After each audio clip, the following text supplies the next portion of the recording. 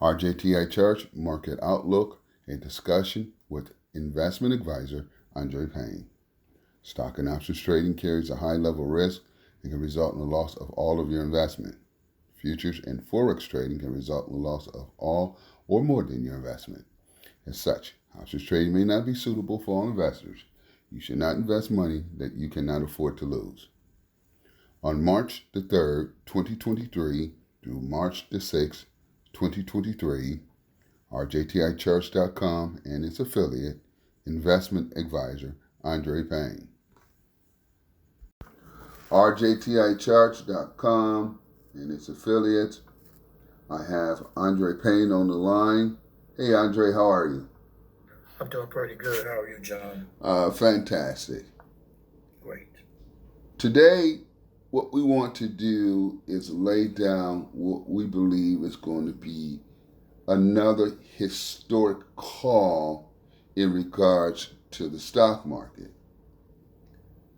We're going to describe from our algorithms why we foresee a major drop coming over the next year to year and a half for the equities market. Now, some might say to us, well, why are you guys thinking that there's going to be a significant drop in the stock market? And what credentials do you have to be able to forecast such a humongous drop that we're expecting to occur? Well, it's not like we didn't forecast the last three stock market declines. Matter of fact, in the year 2019, 6 to 8 months before we saw the crash of the year 2020, we said that there was going to be a black swan. And subsequently, things unfolded in the year 2020. That was one time that we got the market correct. The other time that we got the market correct was as we forewarned investors in the year 2018 that there was going to be a significant drop. And in the last quarter of year 2018, it was one of the nastiest quarters that was experienced in the market.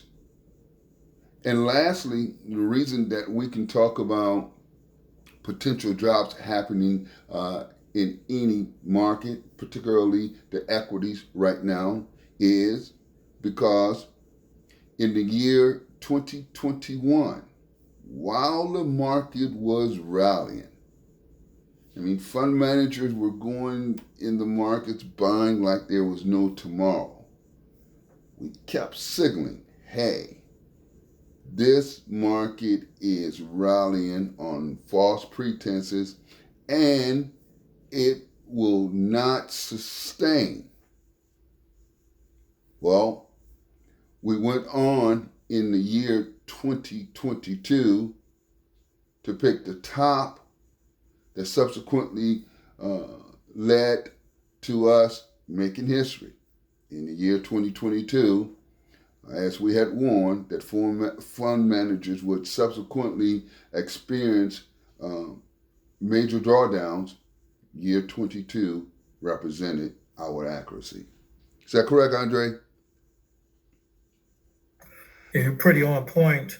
I was just thinking back to those couple of time periods. And the only thing that I would say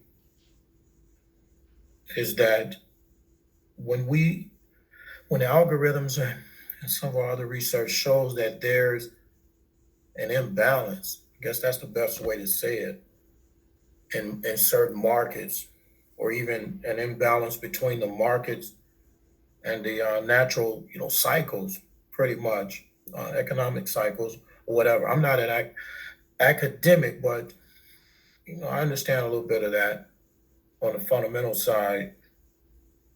It's just that the technicals that we and the algorithms that we're talking about, they seem to give us insight on what to expect. So just reminiscing, so to speak, on some of those times that were not too long ago, because we can go back much further than that. Andre, you're absolutely right. We can go back further where we've utilized this methodology to help us identify opportunity in the market. One of the times that comes to mind is back in year 2000 when we were nudging each other saying, hey, listen, something's about to unfold. We think that there's going to be a downturn that happened in the stock market. And because of that, we forewarned investors that there was something about to unfold. And at that same time, the gold market was trading under $300 an ounce, and we put out our buy signals. Correct? Right. Okay. But I think we had already been looking for that to happen, in the year 1998, 1999, and eventually it just unfolded in the year 2001. And we still got that documentation today. Yeah, that's correct. Mm-hmm. I was just thinking about that, and it basically, again, it's just showing me the times that we're talking about in the past, and the markets were out of balance.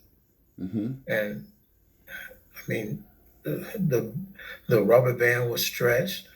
Any of those analogies, but that's what we saw, and that's what the algorithms were telling us, and we should expect a pretty big move coming up soon. Okay. Yeah, because at the time when we were talking about the gold market, most people didn't see it, but we went on to actually forecast a high for gold at $1,900 an ounce. But then there's other times too that we've just pegged the markets correctly because of our algorithms. I mean, we're talking about crude oil moves, U.S. Treasury bond moves, grain moves, etc. And we give all the credit to the fact that our methodology, which is surrounding algorithms, has helped lead us. So, with that being the case, let's move into the present here and talk about why we see such a gigantic move happening in equities. And again, what we're saying is that too many just don't understand what's coming around the corner. So, it's no doubt in my mind, based off of the algorithms, that an unfolding is going to happen. Now, what kind of unfolding are we talking about? Well, let's talk about the S&P 500 index first. We think that the S&P 500 index, based off our algorithms, is subject to move down to $2,200 to $2,500. You see that, Andre? Yes, I was looking in at the chart. Uh-huh. I mean, it's a lot behind that, in other words. But it definitely could happen, and it's just a matter of the timing on it. So whether we go ahead and make that move short term and try to get the markets back in balance, or if it's extended on the upside, we'll eventually get to those points. And the time frame, as you say, we're talking 12 to 18 months. Okay. If not on the short term, and get it out of the way. Yeah, I totally agree with you. And, just for the record, folks, we're not just talking about the S&P falling. We see the Dow Jones Composite moving down to 28,000, if not 26,000. We also see the NASDAQ headed towards 6,000 to the 8,000 point range. What you're saying, Andre, is that the market is not balanced, and our algorithms are constantly signaling to us that the markets aren't balanced. Yet, the fund managers, I don't know, they seem to be kind of loco. They seem to kind of, just be in there buying for the sake of buying, or they just don't know what's about to happen. I mean, basically, every rally that has been presented since 2022 has failed, and we just don't see how rallies can sustain. Now, surprisingly, there's a opportunity for the market to press higher, is what you're saying, Andre. But even if the market did press higher, even if it made new contract highs, we still see our target levels come into play. Is that a fair assessment? Right. As you were talking, I was thinking about, it's about the balance and the timing. Short term, make it happen and get back in balance, and we could start a longer term bull market, or keep dancing around here, or go higher, and it'll just be a bigger percentage move down. Okay. If we were to make new highs, we're still coming back to those levels. Sure. I totally agree with you on that, and that's exactly what the algorithms are saying. Algorithms saying, listen, let's go ahead and clear the dust. And the way to clear the dust is that let the market go back lower to build a better foundation. And once we got that foundation in place, then we see the Dow rallying up to 40,000, 50,000. Exactly. But the problem is that the fund managers and a lot of the fundamentalists out there think that they can move the market up to 40,000 or 50,000 now. And by doing so, that will eliminate any potential downturn, which we're saying is absolutely incorrect. I'm sorry, what were you about to say? No, I was just going to say it's just not the right way to look at it. No, it's not. It's not. I mean, because the truth of the matter is that currently the fund managers have kind of been getting away with murder in some ways. I mean, especially since the rally that has occurred since October 2022. We definitely got to go back to that level. And there's even levels below October lows that should be retested. That's what the algorithms say. So I'm not very excited about what's happening right now as they try to push the market up. Although over the last, couple of weeks or so, we've seen that the market has tried to give up some ground. But particularly, you know, today and yesterday, let's be specific.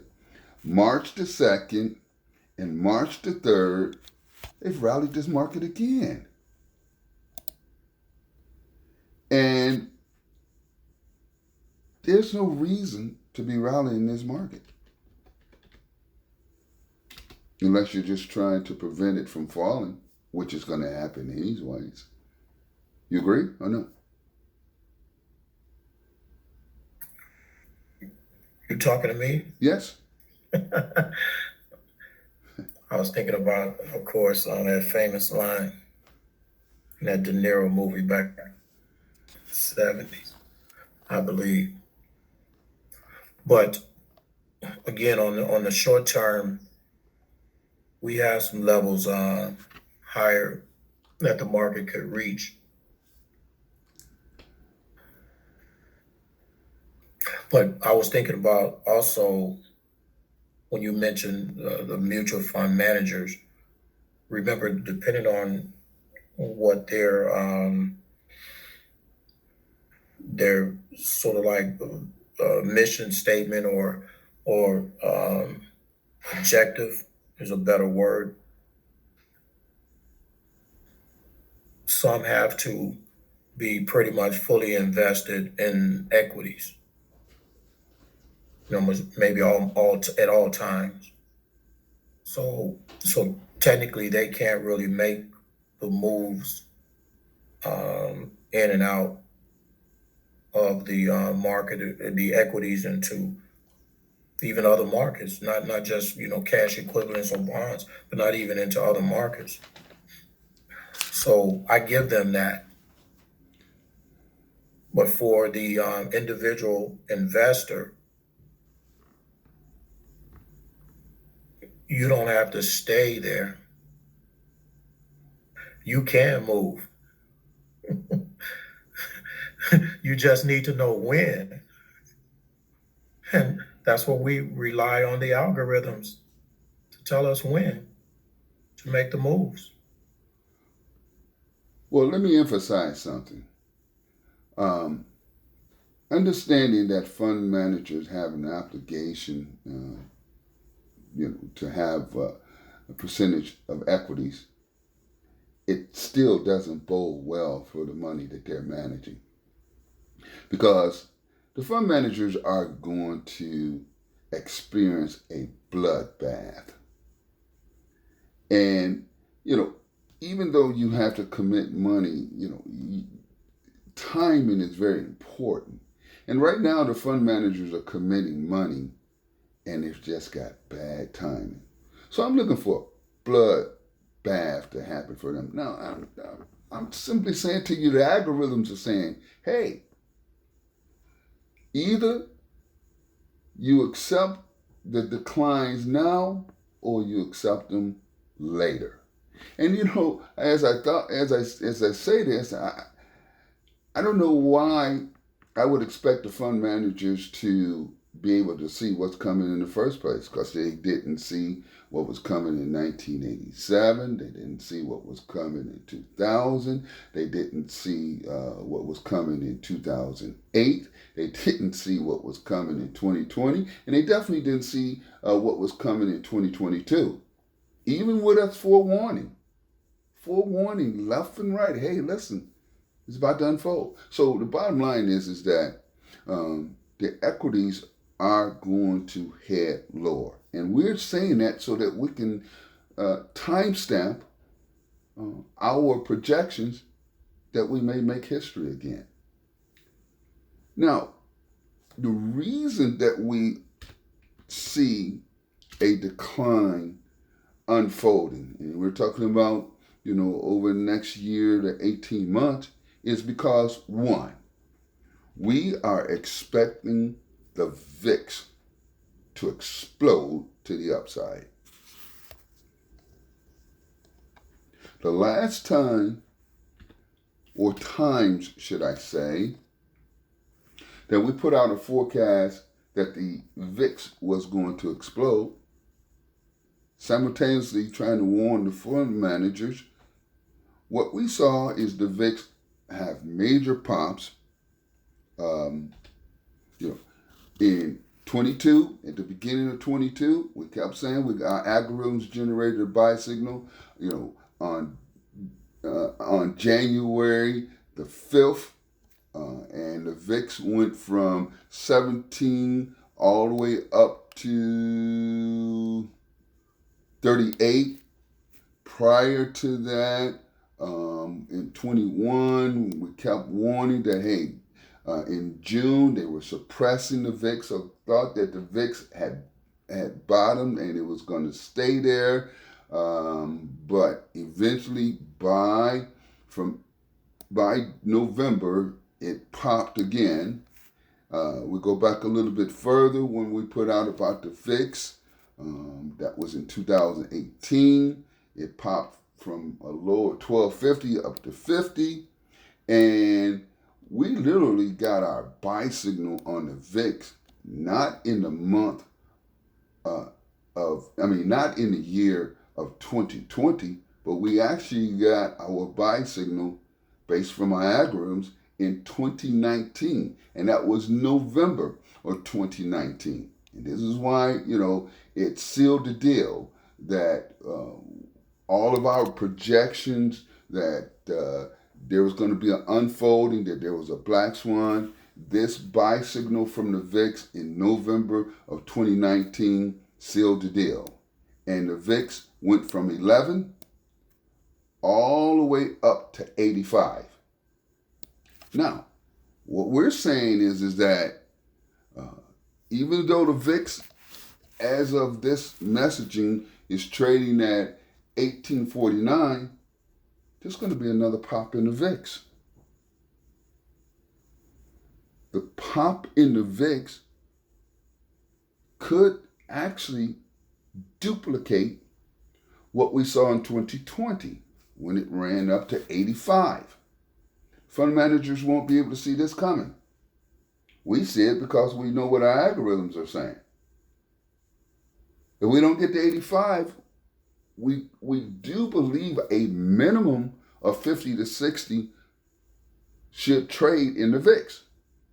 What is that going to do for the equity markets, Andre?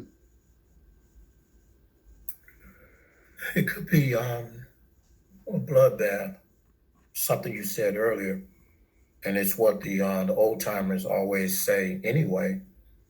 You want to buy when there's blood in the street, so we want it to happen. It's just a matter of, as we said, it's just a matter of timing.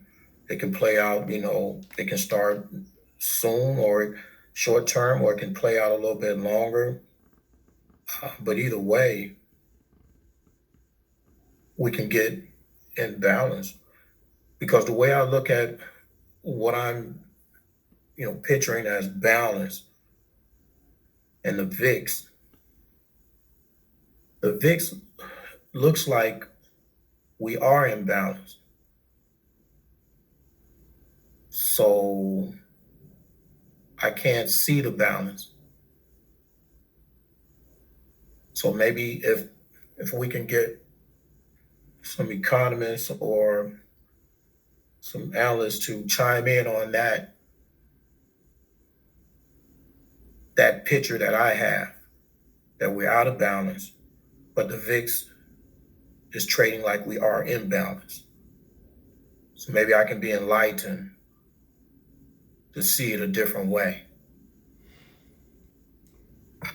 Well, I think you'll be waiting on that one because I don't think any economist or fundamentalist can actually see. That's a unique thing about, our algorithms. It definitely gives us a glimpse of what could potentially unfold tomorrow. And that's what makes us different, in my opinion, is that, you have these people out here talking about different indicators. We can give you a buy signal, or we can give you a sell signal. Of course, that's what we do. But what makes us unique is that not only do we generate buy and sell signals, or be able to understand buy and sell signals, Our algorithms afford us the opportunity to be able to analyze the potential events that are to come. I didn't say maybe. I said are to come.